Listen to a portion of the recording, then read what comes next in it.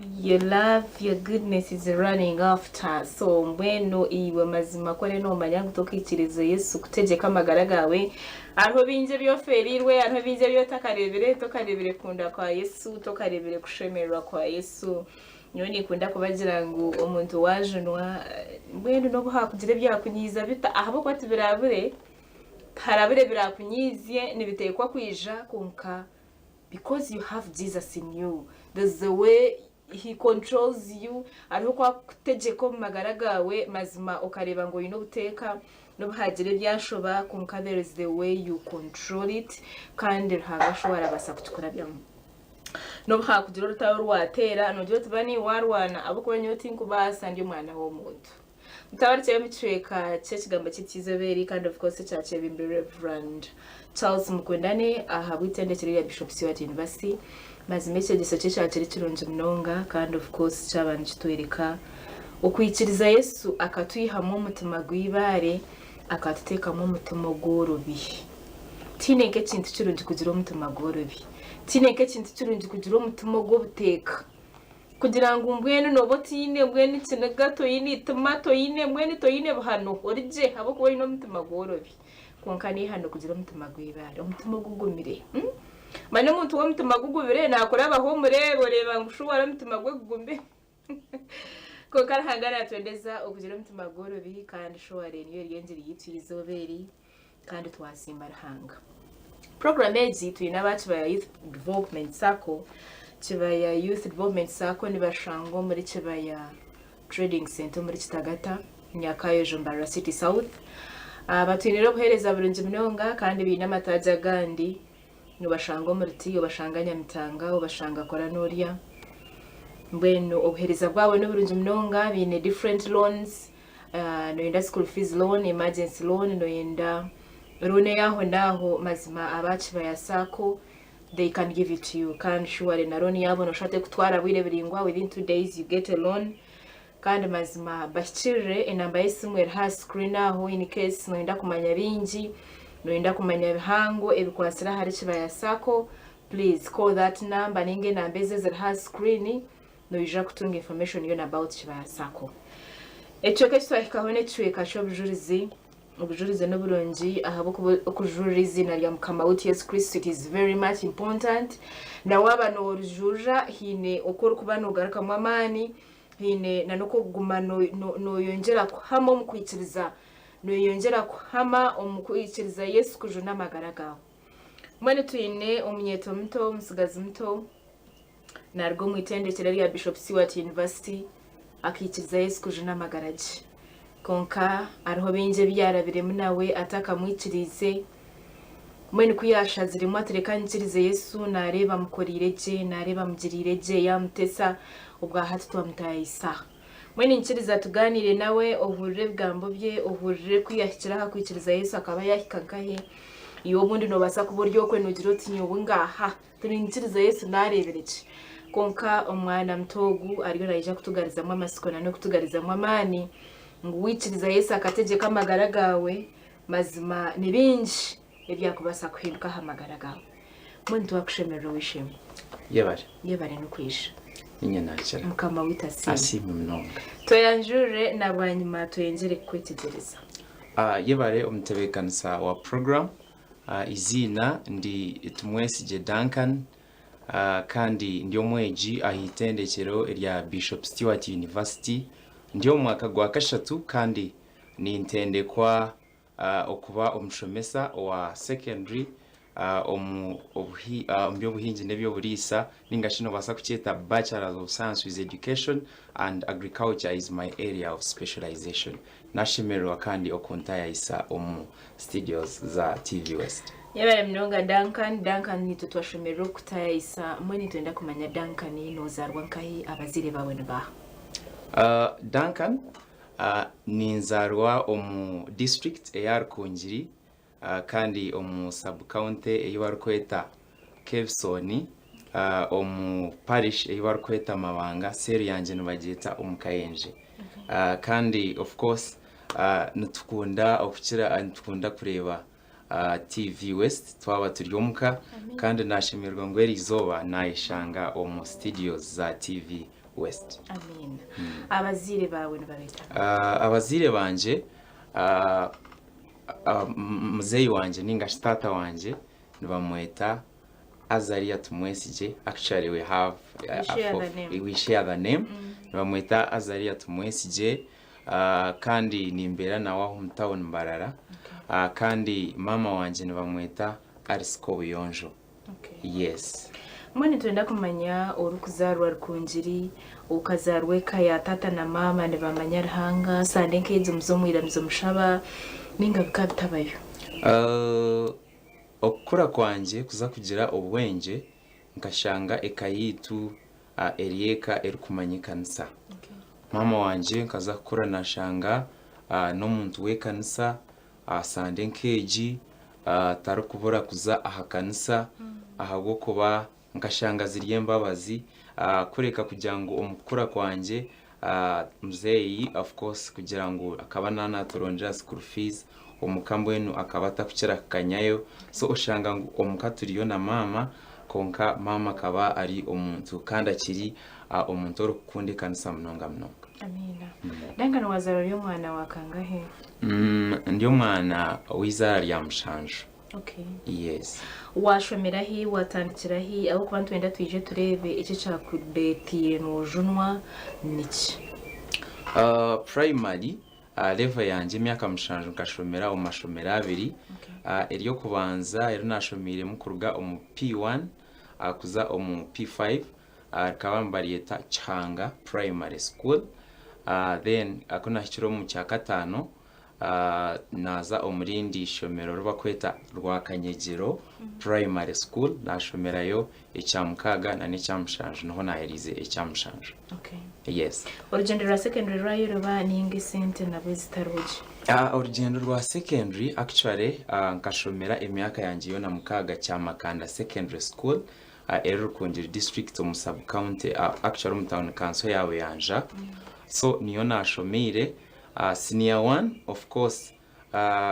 wachura ngo ndio wizara rya mushanju. So of course tukazarwa tukuratineho mbwenu aha kushanga ngo muri bingi kandi mwena abazire no bagezaho ngo mushome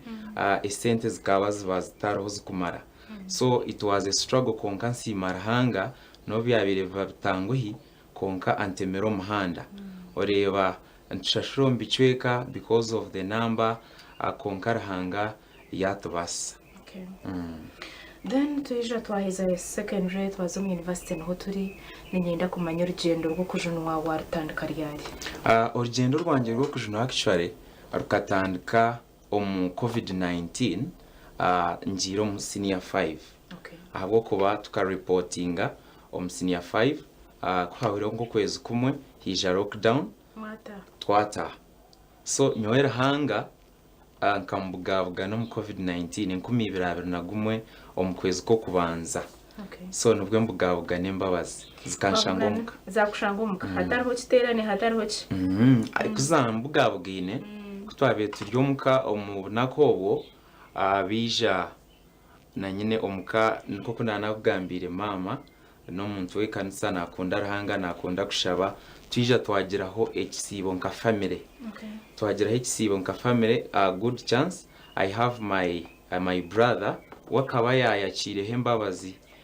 mbwenu omurye cyo kisibo niwe yabira twebembire. So nko muntu wabira twirombiense olevo yanje kunagishomere kandi omuntu wabire really ari omunsi munonga nintere bidongo okutoroka kuza kunywa amarwa because of bad peers of course ahabw'ebintu nkebyo turukuzo mbugenyi omukiro batatwesere every weekend night it was a sure deal to go outside. Mweno shanga life nkeje gumere turukunywa amarwa aha myaka mito munonga konka bwanyuma yo kurabo muri yebe byona. I remember actually ko agamba hari yecho ninyijuka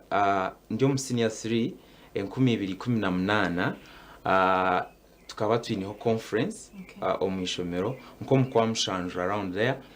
So of course wabo kiryo munsi even bamba bure kigambo to kubyetaho. So itukari izo baryo rwa mukaga kuba burire ekigambo kuruga shankina kuza kushika Chamuka nyowe bikaba byambowire so bikaba byantamire. I had my friend of course peers zinabire nyene senior 3 muri yo adolescence turi that stage which is very dangerous. Munywano wanje yanje tkonka shika no kimanya ngo buri weekend tuba twineho twantugeta field kandi tuba twineho field that kandi kahina yinkumanye mbaga mwentu twagenda specifically twatugenda tukuza kuronda ebyo kurya tukaba tutiguta turugenda tukuza kuronda ebyo kurya na no kuzina so twarga ha conference manya twagisiga twatoroka twagenda kandi yo rugendo ruhango munonga kilometers nkina kuruga ishomero twagenda kutwashyikire ahabugyenyi nkasiga ikigambo omu university konga kuzahika ahabugyenyi nkashangaho ikigambo akaroho omweshongozi actually akayi no kuguru kumwe so nasiga hengire yabeneburwa b'amaguru abiri nashanga kandi kuri yariyo nabo kuguru kumwe so konka honore that twashyikireyo because of a distance kandi neshahize twasimburireyo twashanga barire titwari konka ko muntu usitana ari kuba yagiremo we had to persist kugira ngo omwebazyo we can get something so twategereza kuzabira shankemwe unfortunately we couldn't access any food so twagumaho remember ranche itwasigayo mu Ihangwe bagirire sapa bagirire mbene hatu twayebuza twaza gukora ki you know what it means kurgo mu kasheshe wataho rugendo tine kiwarire so bikaba bigumere eki twakozere twagira ngo reka tugaruka ishomero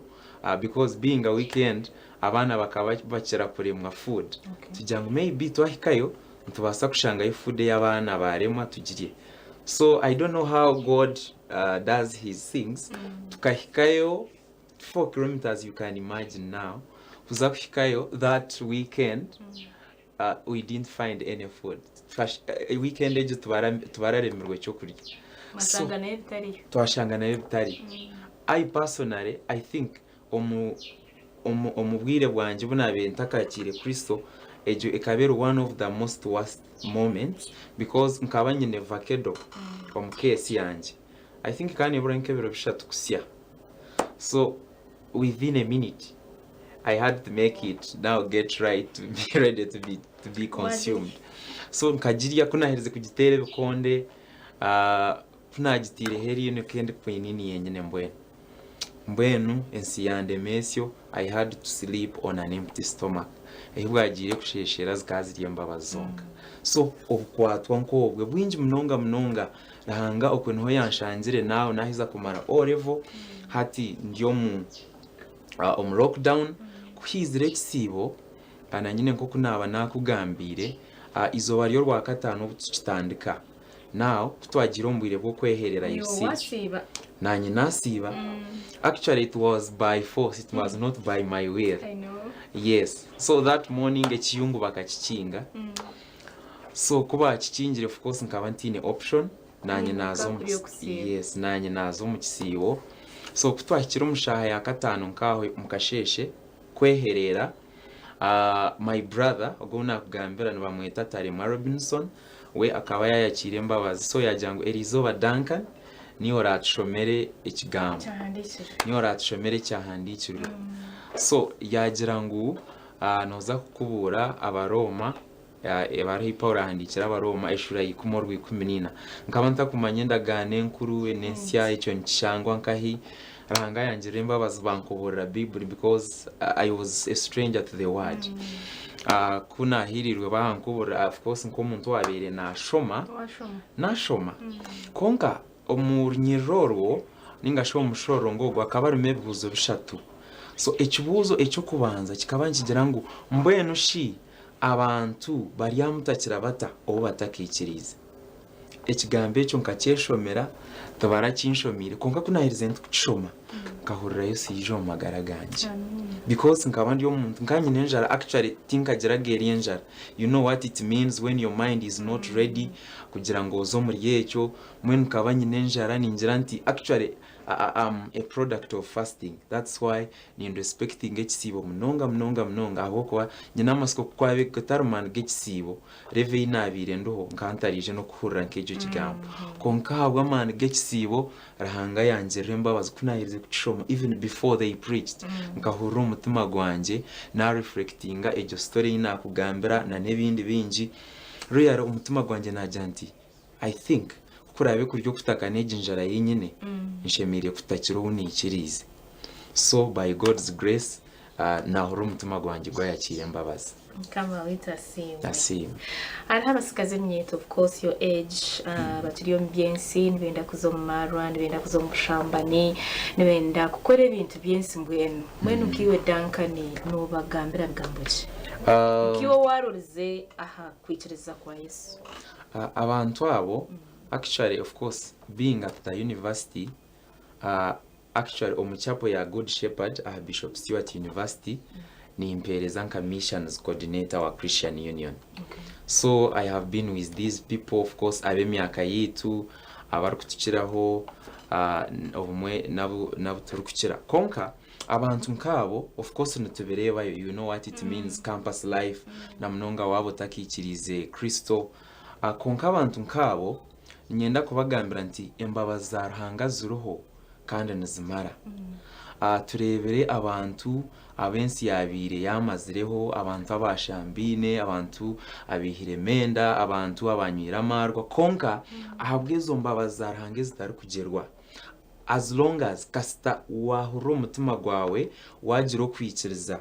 Ruhanga Yesu Kristo arahezo mbabazi so abantu abo abakiri omumbera nkejo uzimazima nimbahereze bigambo byo kujango bije ahambabazi bije har Kristo ahubwo kubembabazi za Ruhanga ziroho kandi nizimara are ready kubajuna kandi akabakora obumutana ahubwo kubanyoku nayakire Yesu Kristo naza kugambira reale evjuma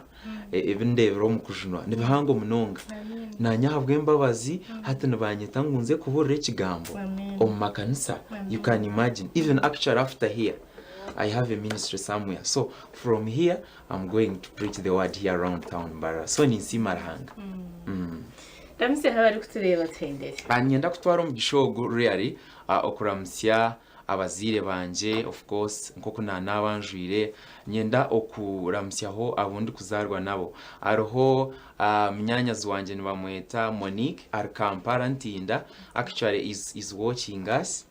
because he is my very good friend kunkubanti nemunamuterera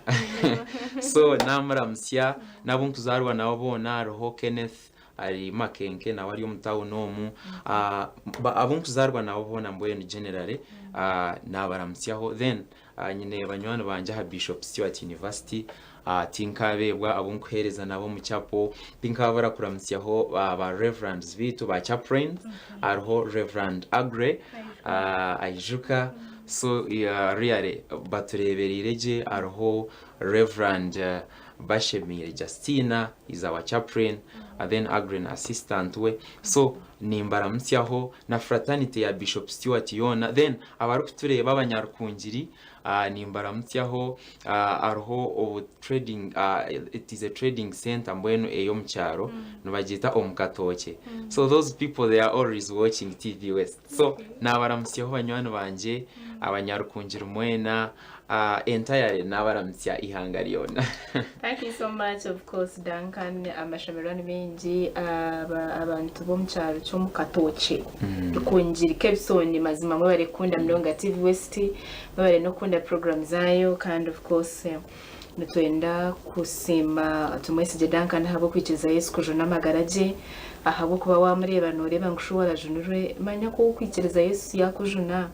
Yesu akutesa Yesu akugeraje Yesu akukorera birungi niyo tari ko expecting ngo nubasa kubitunga Yesu nabikora ahabo kuba namanyango ryo muri we mwenu emyeto etakikirize Yesu kujuna magara ganyu tindi kumanya icyo mutegerize ahabo kwa muri yo n'umuferwa byingi muferire byingi ahabo kuba washaramo kagira terekanye kirize Yesu mazima nakwiho mu director murindi atuwareba Duncan arena ajatindiwe ninza kuhereza somewhere it is something good ahabo kuba nuba noreba ngo Ruhanga no wariyo namukozesa kandi utari kubasa kwikiriza Yesu kagumura inkokori mazima neco kuba noteka tekote kitinda kibase we hino kwa kutemera umuhanda ureba wacarabaho mwenezo neza zitari imbabazi mwene muri cyo twikirize Yesu ategeka amagara gitu ebyasigara tubimurekere no turabintu bantu reba ngo bihango bigumire konka mazima we nanamanya ukwara biturariyemo program Ndyamusiimanta wine Claire nimbakunda mnonga abargira hamaranizo tubakunda abarine bete bikanisa kuzayo ni mwe nsime mbabazi twikirize tumereho mazima ntugaruka